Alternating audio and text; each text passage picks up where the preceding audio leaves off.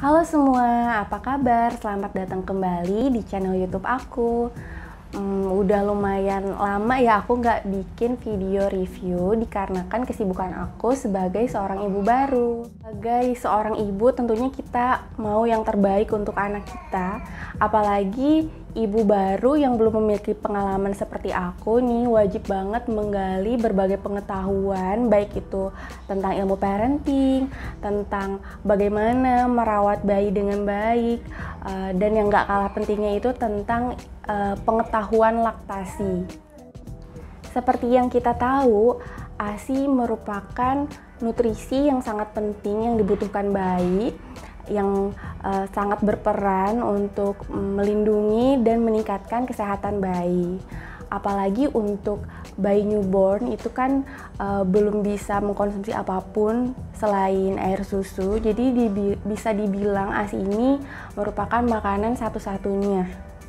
Jika pada rentang usia tersebut anak mendapatkan asupan gizi yang optimal seperti ASI, itu kan menjadi penurunan status gizi anak bisa dicegah. Dan bila terlewati periode ini tidak dapat diulang kembali. Karena itu kalau sampai terjadi malnutrisi di golden period ini, bukan cuma mempengaruhi kesehatannya aja, tapi juga mempengaruhi intelektualitasnya.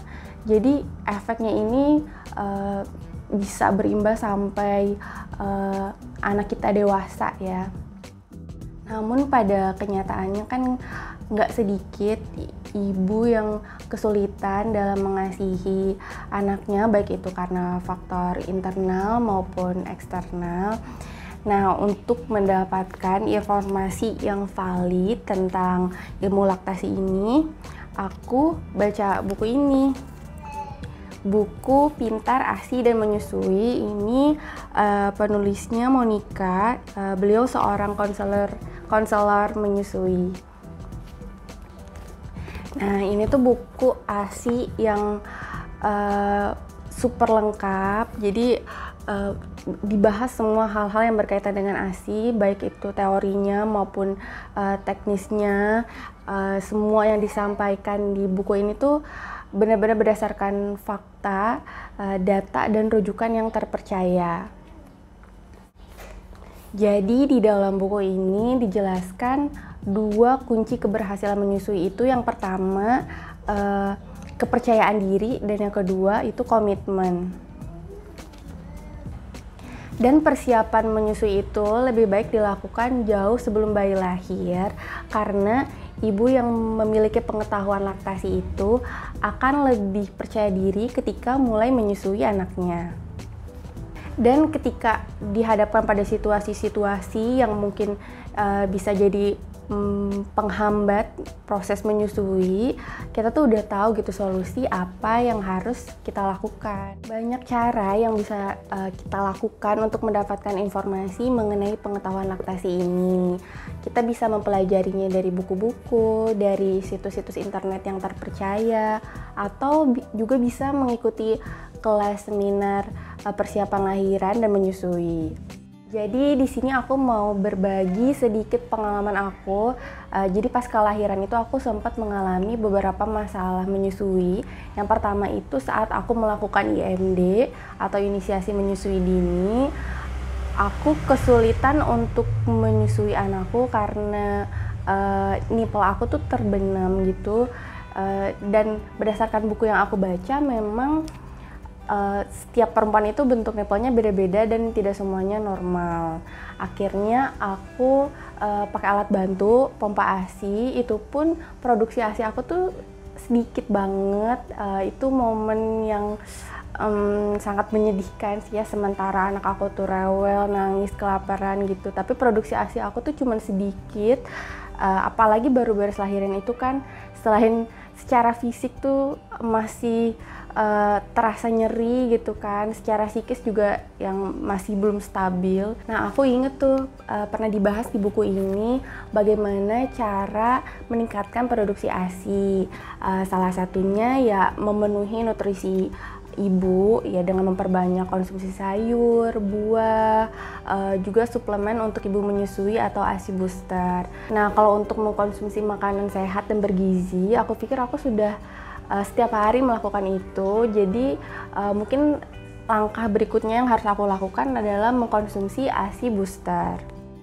Mulailah tuh aku mencari tahu review-review tentang ASI booster apa aja sih yang bagus, dan aku juga sempat coba beberapa merek, dan menurut aku ini tuh yang paling terasa efeknya ini dia ASI booster Mam Uung. Kayaknya teman-teman juga udah banyak yang tahu. Jadi ini ASI booster Mam Uung itu terbuat dari ekstrak daun kelor dan juga ekstrak ikan gabus yang tinggi protein, yang berfungsi untuk membantu memelihara kesehatan dengan menambah zat gizi.